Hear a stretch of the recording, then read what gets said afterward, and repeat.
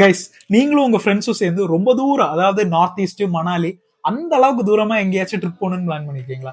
அப்ப கண்டிப்பா இந்த படத்தை நீங்களும் உங்க ஃப்ரெண்ட்ஸும் பார்க்கணுங்க.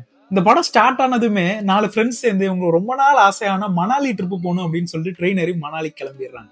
மணாலிக்கு ட்ரிப்புக்கு போறாங்க, ரொம்ப என்ஜாய் பண்றாங்க, ரொம்ப சந்தோஷமா இருக்காங்க. ஆனா அந்த ட்ரிப் முடியும் போது தான் தெரியுது, அந்த ட்ரிப் முடிஞ்சதும் எல்லாரும் அவங்கவுங்க வாழ்க்கையை பார்த்து 4 வழிக்கு போயிருவாங்க அப்படிங்கிறது. ஒருத்தன் பிசினஸுக்கு பின்னாடி போயிடுவான், இன்னொருத்தன் கெரியர் பின்னாடி போயிடுவான், ஒருத்தன் காதல் பின்னாடி போயிடுவான், இன்னொருத்தன் படிப்பு பின்னாடி போயிடுவான். அந்த மாதிரி எல்லாரும் பிரிஞ்சிருவாங்க. ஆனா ரொம்ப வருஷத்துக்கு அப்புறம் அந்த குரூப்ல ஒருத்தவங்களுக்கு கல்யாணம் நடக்கும். அந்த கல்யாணத்துக்காக எல்லாருமே திரும்பியும் வருவாங்க. திருப்பி வரும்போது அவங்க எல்லாரும் சேர்ந்து என்னென்ன பண்ணாங்க, கல்யாணத்துல எந்த அளவுக்கு லூட்டி அடிச்சாங்க, அவங்க வாழ்க்கையில இத்தனை நாள் மாறி மாறி பாத்துக்காம என்னென்ன மிஸ் பண்ணிக்கிட்டாங்க, இது மாதிரி எல்லாத்தையும் பேசிக்குவாங்க. ரொம்ப ஃபன்னான, ஜாலியான, துரு துருன்னு இருக்கிற ஒரு படங்க இது. ரொம்ப முக்கியமா இந்த படம் போரே அடிக்காது. அந்நேரத்துக்கு ஒரு மசாலா படமா இருக்கும், எத்தனை வாட்டி வேணாலும் பார்க்கலாம். ஏன்னா இந்த படத்துல எல்லாமே இருக்கும். ஃப்ரெண்ட்ஸுக்கு ஃப்ரெண்ட்ஸ், லவ்வுக்கு லவ், காதல் தோல்விக்கு காதல் தோல்வி, பிசினஸ் தோல்விக்கு பிசினஸ் தோல்வி, கெரியருக்கு கெரியர், அப்பா பாசம் அம்மா பாசம், இந்த படத்துல எல்லாமே இருக்கும்.